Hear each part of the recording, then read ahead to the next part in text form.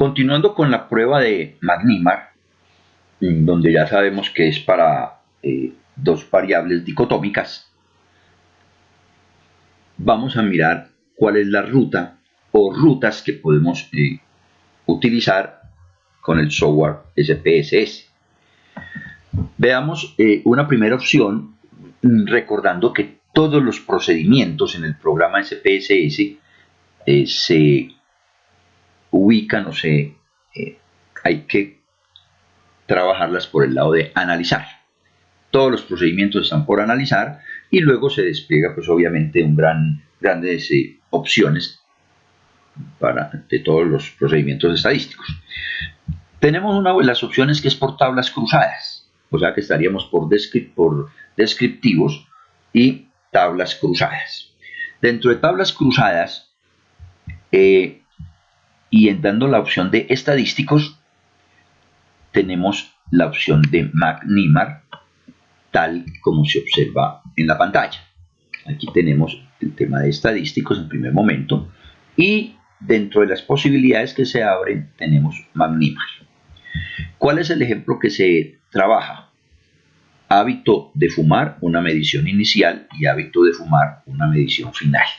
Este es del archivo que ya se ha trabajado en varias oportunidades con respecto al taller que se tiene las variables de, aparte de los de hábitos de fumar, están las variables de peso, el colesterol, la tensión arterial, etc. Pero bien, lo importante es saber que este hábito de fumar en la medición inicial es un sí o un no, codificados son 0 y 1. Y el hábito de fumar medición final igualmente.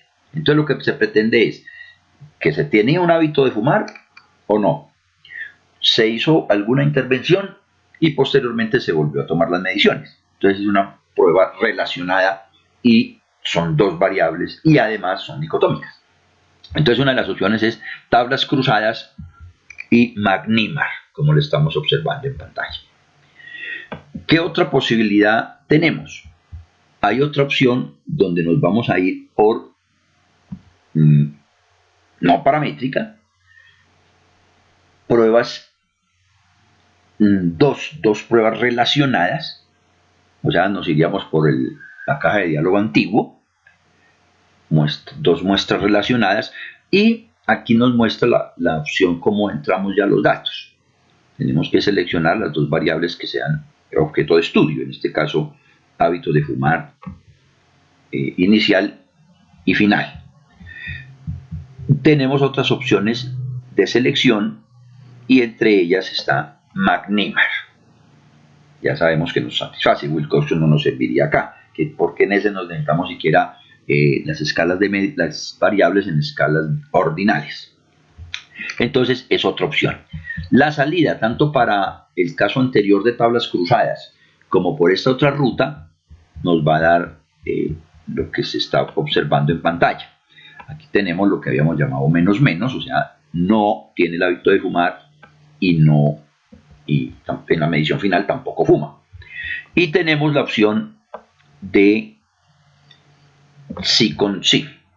Bueno, aquí señalé fue al final, lo vamos a mover un poquito porque realmente es sí con sí. Ahora aquí tenemos la opción 0 en los que no y pasaron al sí, no hubo ninguna persona en esa característica.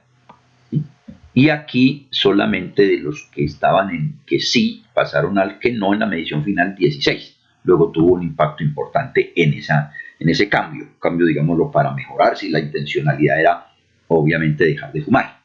Entonces aquí tenemos 16, tengámoslo presente.